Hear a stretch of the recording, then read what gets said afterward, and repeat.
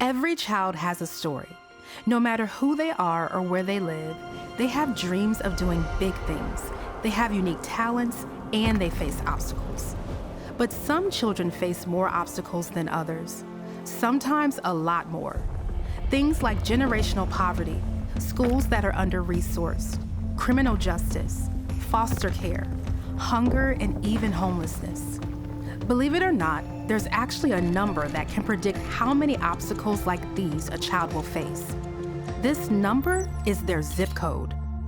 Now, there isn't any one person to blame for this. It is a problem generated by 1,000 factors, and it continues one generation after another. This problem can seem overwhelming and too complicated to solve, but it isn't. Friends of the Children is a nonprofit organization that's been breaking the cycle of poverty one child at a time. We know that any child in any situation can succeed, even those facing the most obstacles.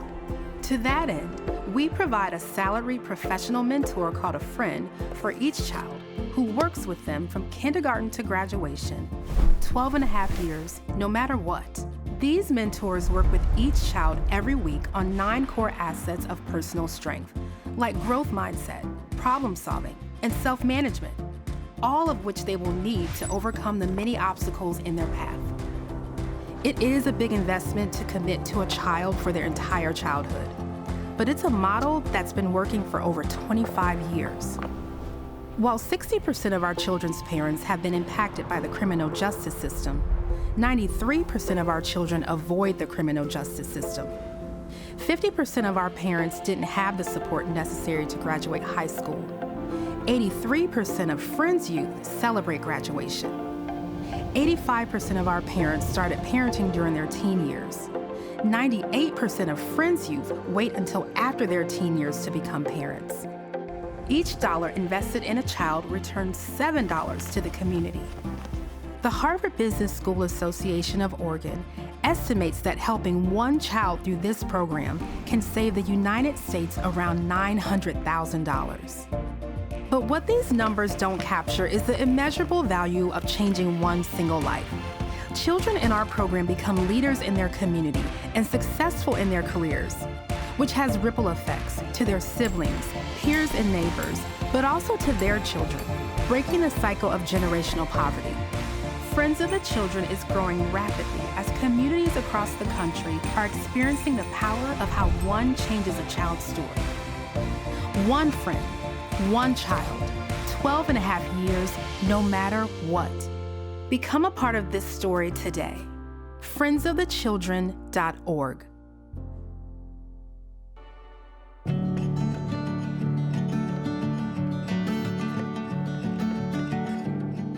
Good evening. Thank you for attending tonight's behind-the-scenes virtual event. I'm Abhi Talwalkar, co-founder and chairman of the board. Every time I see that video, I am more impressed with Friends of the Children and the 12-year commitment we make to the children in our program. I am so glad you are here with us this evening, as this is our opportunity to show you what your support makes possible every day in the lives of the children we serve here at Friends of the Children, SF Bay Area. Tonight, I'm delighted to be joined by Tim Waters, our new executive director. I have enjoyed getting to know Tim these past few months, and I'm excited of our continued partnership. Thank you, Abhi. Good evening, everyone, and thank you for joining us for tonight's third and my first behind-the-scenes event.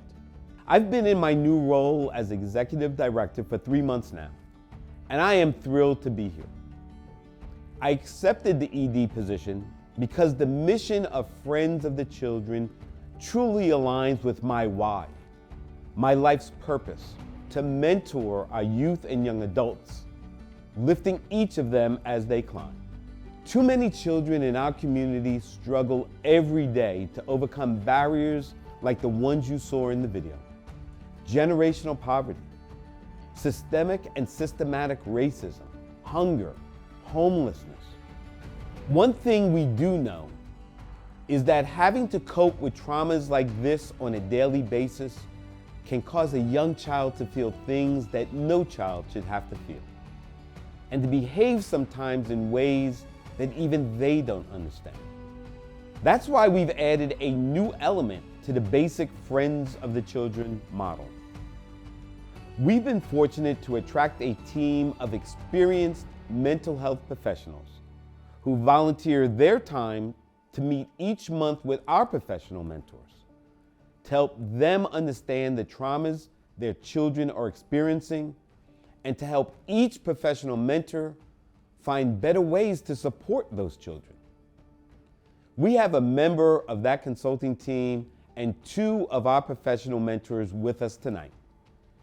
And they're going to give you an inside look at the types of traumas the children in our program face and how our mentors help overcome trauma and build healing relationships.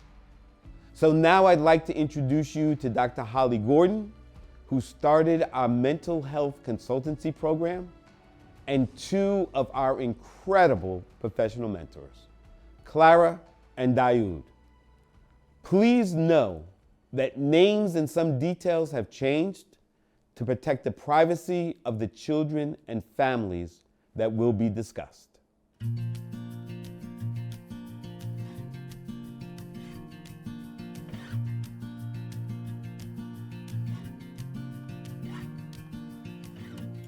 I'm so glad to have this opportunity to show you the deep work our mentors are doing to heal trauma and lift up the lives of our children. I'm Holly Gordon. I'm a psychologist with a private practice in San Francisco, and I'm also a volunteer consultant at Friends of the Children. I'm also a training and supervising analyst at San Francisco Center for Psychoanalysis, and I'm on the faculty in psychiatry at UCSF. I understand how children are utterly dependent on their relationships and environments for their well-being.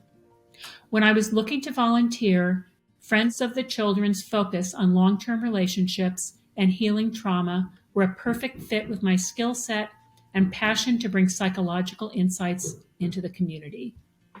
I work with two other volunteer consultants, Drs. Ferris Page and Rebecca Schwartz, meeting with the mentors once monthly, and we're also available when mentors need special support.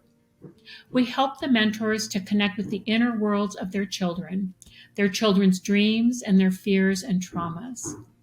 How does talking about inner worlds, children's perceptions and inferences about themselves and others, promote emotional regulation and deepen emotional bonds? When we feel understood, we feel less alone, and we're comforted by the new perspective offered by our supportive friend. This allows us to step down from our emotional arousal to consider our situation. I encourage the mentors to think about why children run away, erupt in a rage, or collapse into tears. All behavior is a response to some dilemma that we can help that child to address. If we can invite that child to express how they're experiencing that moment, for example, I cussed at my teacher because my teacher hates me, we surface that child's image of themselves and others for our reflection and remediation. Children can thought partner with their mentor to consider the meaning that conflict held for the child, which is often the belief, I always do things wrong. Moments of high emotion, positive and negative, provide excellent opportunities for healing, and our mentors are there for those. Our mentors are there day in, day out, week in, week out, year in, year out. Thousands of moments together are interwoven to become the scaffolding for each mentee's childhood. At times of high distress, reworking of trauma can occur through mentors' attunement and support. And we can't forget how moments of joy can be amplified into foundational memories which offer refuge and replenishment for our children who experience so much loss, fear, and privation. Today, Clara and Daoud will discuss their mentees, both of whom experience domestic violence. We'll tell you about how the psychological understanding we consultants offer enhances the mentor's talents and increases the effectiveness of the Friends of the Children intervention.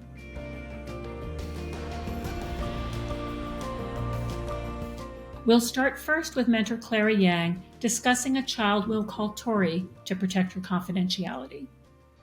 Hi, I'm Clara. I've been a professional mentor with Friends of the Children, San Francisco Bay Area since 2018. Prior to joining Friends of the Children, I worked as a tutor and teacher in classrooms and after school programs. My desire is to work closely with youth and their families through long term relationships. I plan to stay with my youth and families through 12th grade. I love to see how each child grows and changes from year to year and treasure the chance to build deep, trusting relationships with family members. I strive to be a safe person around whom youth can explore and discover who they are, just as I found similar refuge at school while growing up. Tori is a child who, like some of our children, is growing up in a traumatized and frightening family. Tori is exposed to domestic violence, repeated unpredictable, terrifying, and uncontrollable incidents with loved family members. Tori, we learn, has been told to guard the family secret about domestic violence. Tori told Clara that police had come to her home and then stopped herself and said, "I just remembered that I'm not supposed to tell you that." Before outings, Clara has heard Mom remind Tori, "Don't share family things." What a dilemma for a child to be afraid and to be told not to share with her beloved mentor what is most distressing, most frightening, and most in need of Clara's warm guidance. Clara will now share some moments with Tori. At the time of these interactions, Tori was a 9-year-old Latina girl who lives with her mother, 3-year-old sister, sister's dad, and mom's sister, brother, and mother. Tori doesn't know who her father is. Mom worked early morning to noon shifts, and mom often told me that she was tired. There were several violent incidents requiring intervention. Police were called to the house, and a domestic violence CPS report was filed. When Tori started to tell me about this incident and stopped herself, I told her that it can be helpful to get feelings off her chest or to be able to reach out if she doesn't feel safe. I also related to her by sharing how it helps me sometimes. She listened and was quiet. I've never seen bruises or any signs of Tori being the victim of abuse. What can a mentor do when a child is instructed to be silent about home events? Clara chose to talk with Tori about feeling afraid, focusing on Tori's internal state. Clara also offered to partner with Tori in protecting Tori's safety. To help Tori open up, I brought in a book, Once I Was Very, Very Scared by Chandra Ghosh Ipin.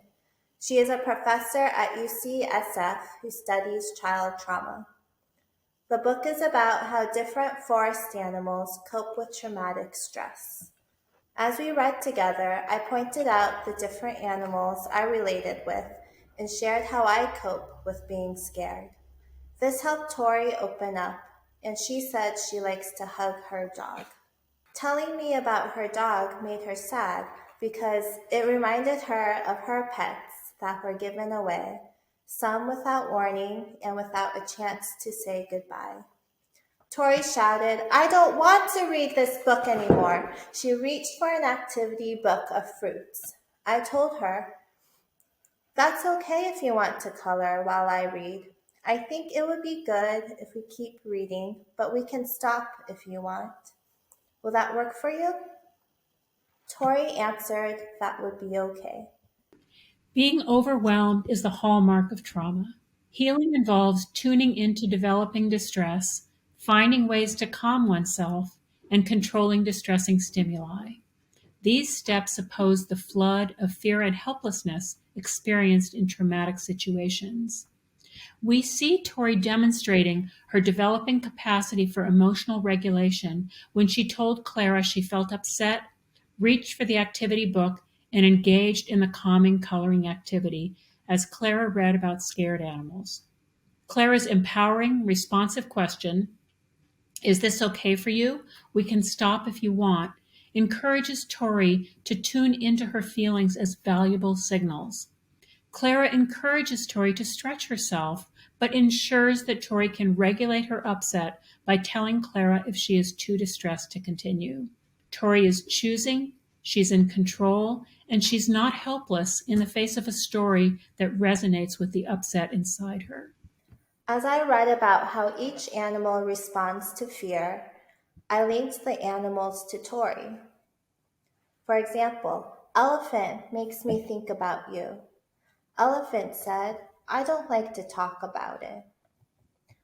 Porcupine considered what elephant said and responded, that's true. You don't like to talk about it. Maybe it's scary to talk about bad things that happened. Mm-hmm, agreed elephant. Even though you don't like to talk about it, I wonder if you think about it. Often? Asked Porcupine. Almost all the time, admitted Elephant. I asked Tori, do you feel like that? She responded yes. After we finished the book, we summarized it. Tori flipped to a page about a shy meerkat and said, that's the one I relate to. I read, I pretend I'm not here, but pretty soon I'm not pretending. I really feel like I'm not here, and I don't know where I am. I asked her where she goes when she pretends, and she said, it's blackness, darkness. I asked her if that makes her feel safer, and she answered yes. Tori's profound disclosure is a trusting response to Clara's highly attuned, careful listening. When children feel on their own to cope, disconnecting from frightening parts of reality can be protective in the moment, but can spin out of control. Dissociation can't be targeted and willed, as unbidden, children find themselves spacing out during lunch, while playing, and during school lessons. Children become cut off from themselves as chunks of feelings, thoughts, and memories are vacated and lost. Tori's ability to put her feelings into words is a step in finding herself again. We also see how Clara's question about where Tori goes when she dissociates extends Tori's statement that she identifies with the dissociating meerkat. Tori's need to cut herself off from disturbing emotional states causes her to limit talking about feelings. Clara is helping Tori to put her feelings into words, allowing them to be shared, responded to, and therefore modulated. In her identification with Elephant's suppressing response, Elephant tries not to think about it but is not successful in that the disturbing thoughts are in her mind all the time, and Meerkat's dissociative response, we see Tori's reaction to trauma. She is highly alert to disturbance coming at her and pulls out all the stops to try to block that upheaval. We imagine that, like many children who experience trauma, she has a hyper-aroused response to distress. Emotional overwhelm is brewing right at the surface and is easily activated, so she tries to keep feelings shut down. Tori needs Clara's supportive accompaniment so that she is not so easily triggered. Clara is building Tori's capacity for tolerating, sharing, and settling emotions instead of feeling alone and absenting herself. One of Tori's sparks is her love of music, which I also love. We compiled a playlist of her favorite songs, which we jammed to together in the car. Her favorite song at the time was Silent Scream by Anna Blue, which describes a girl in anguish seeking help. So here is an excerpt of the song. Can't you see how I cry for help? 'Cause you should love me just for being myself. I drown in an ocean of pain and emotion. If you don't save me right away, just let me be who I am. It's what you really need to understand. And I hope so hard for the pain to go away. And it's torturing me, but I can't break free. So I cry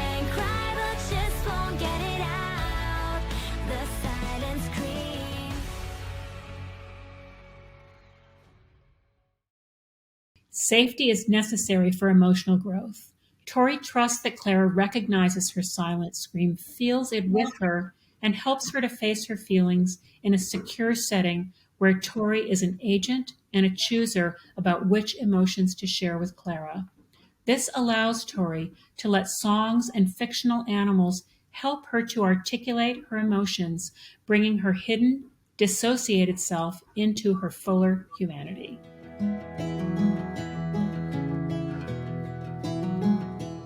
Now, Daoud Tabile will tell you first something about himself, and then we'll introduce you to a child we'll call Juan. Hi, thanks for being here. I'm a professional mentor and education specialist with Friends of the Children. I'm currently working towards an EDS in school psychology after having 10 years of experience working in education. My mentee's issues remind me of my struggles as a child. I fell through the cracks and didn't learn to read until 3rd grade. Against a backdrop of a lot of punitive interactions, I was excited when I felt a warm connection with an adult. Then I was happy to be at school. Supporting my mentees doesn't feel like work. Every morning I'm excited to get up and be with my kids. I fell in love with working one-on-one with youth and making connections with families and the school community. It's an honor and so fulfilling to see how my kids are excited to see me and to feel like I can give them something to look forward to help them achieve their goals. 7-year-old Juan sobbed to me and said, "My brother beats me up, he punches me in the stomach, and he pushes me. He calls me an MF, he makes me cry, he makes me feel bad for fun. I don't know why he's so mean to me." Juan added that he wondered if Carlos beats him up because of something Juan did. Maybe Juan isn't a good brother to Carlos. Juan has a radiant, outgoing personality, and he's a talented student, reading above grade level and excelling at math. His dad is Mexican and his mom is Guatemalan. Juan lives with his mother, older sister, brother, and mom's boyfriend. Juan's father left early in Juan's life, and Juan told me, "I know my dad doesn't love me. That's fine. I still have my family." Mom is intermittently employed and is often not available. She may be involved with drugs. Juan has told Mom about Carlos beating him up, and Mom either yells or hits Carlos, but the attacks continue. We can see the terrible trap that ties Juan up. He's smaller and weaker than his brother, so he can't defend himself. He absorbs Carlos's aggression in a situation where it is too perilous to defend himself or to discharge his frustration. Where does that aggression go? We see that Juan turns some aggression against himself as he wonders if he is the cause of his troubles, saying that maybe he isn't a good brother to Carlos. We also see that Juan has adopted a get-along style, shrinking himself, trying to let the pain of his father not loving him roll off his back. He seems to be afraid that if he shows pain or calls for support, adults will be too busy to answer. Juan gets deflated when he doesn't instantly learn something in school, or when he has trouble shooting a basketball. He'll say, "I suck at basketball." One day the stem on his glasses broke, and he refused my help to tape the stem, saying, "No, they're broken. I'm not going to wear those glasses." I told him that we could fix the glasses so that he could see, and he told me no, his mom would be mad and she would hit him. Later I asked Juan what he was thinking and feeling when he was so upset. There seems to be an angry voice that comes out and says mean things to him. He replied, "I'm hard on myself because Carlos calls me a loser all the time. When I get upset, I'm thinking about what might happen. My mom yelling at me, Carlos calling me stupid." I told him that I remembered him last year in 1st grade. He was positive, saying that as long as he tried his best, he was happy with himself. I told him that hearing those words motivated me in my life. Juan said, "Really? Yeah, I remember that." I told him how much it hurts me to see him so consumed by bad feelings about things I know he can do, and he knows he can do, to the point he can't talk to me. Juan seems to be saying that when he encounters a problem, Carlos's and Mother's criticizing presences come up in his mind. He says, "I'm hard on myself because Carlos calls me a loser." Carlos has migrated into Juan's head, and now Carlos's voice becomes how Juan regards himself. Juan needs Daoud to run interference with the bullying way he talks to himself. Daoud tells Juan that he thinks about Juan, and rather than being without value, Juan has contributed to Daoud's growth. I asked Juan if, when he gets shut down, can he make a space for me. I told him that no matter what, I'll never think those bad things about him. I'll always think of him as the positive Juan I met in first grade. I ask when I'm with him during those times, can we have a gesture? Then we can meet outside in a safe space and he can know he's not alone. And when I'm not there, he can think about me as if I was present and know that whatever he is struggling with, it will pass. He's not alone. And remember how positive he naturally is and remember to try his best. When we meet, we can talk about what happened. Juan said, I like that. It feels safe and I want to talk to you when I'm sad. And he hugged me. He was happy and excited to join a group of mentees playing in the office. Daoud is offering to stand with Juan and help him see himself as Daoud sees him, combating the cruel words in Juan's mind. We can see what a relief it is for Juan to hear Daoud's loving, understanding words and how this frees Juan up to enjoy the pleasures of childhood as he runs outside to play with his peers. When I pick Juan up from school, he stops what he's doing and runs across the yard to me. He is so proud, telling everyone, that's my mentor. Juan loves new experiences, and Friends of the Children has partnered with an organization that teaches surfing to underserved youth. On a surfing outing, Juan struggled, sat out, and was sad. I told him that he had talked about trying his best. We're here to have fun. Can you go back out there? Juan got back in the water, and by the end of the day, he could lay on the board as he rode the waves. He was in a constant smile, asking me over and over, Daoud, did you see me on that wave? I told him I did. He was doing so great. I took jillions of pictures. Juan ran to mentors and mentees like we were all part of a family.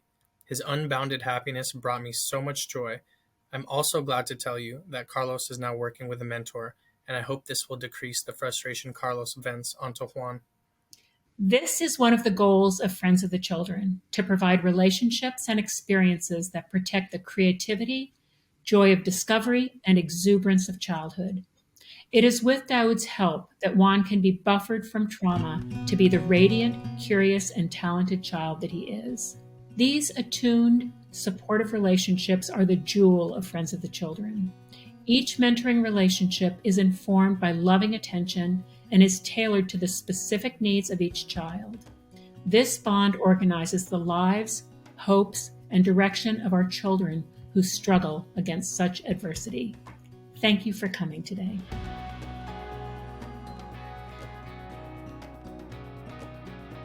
I'd like to thank Holly and her team for the invaluable work they do on a pro bono basis to help our mentors provide the trauma-informed care needed by the children we serve. And thank you, Clara and Daoud, for making this program work. Walking beside our children every day, no matter what. I hope tonight's behind the scenes virtual event has given you an insider's view of the extraordinary challenges our children face and about the critical support our professional mentors provide to those children. And we want to thank all of you for taking time out of your busy schedules to be with us tonight. We hope you enjoyed this inside look into how our unique model works and why it is so successful. As you saw tonight, we invest a lot in every child in our program because we know they're worth it. We are committed to serving every one of the 110 children in our program from kindergarten all the way through 12th grade. But we're not going to stop there. We will continue to add children every year until we reach our goal of serving 400 children per year. Your support will make this possible. So thank you once again for supporting our mentors and our children. And if you were moved tonight to donate for the first time or to give this holiday season, please go to our website. The address is on the screen right now. That's friendssfbayarea.org and click on the donate button. Thank you. Thank you and good night.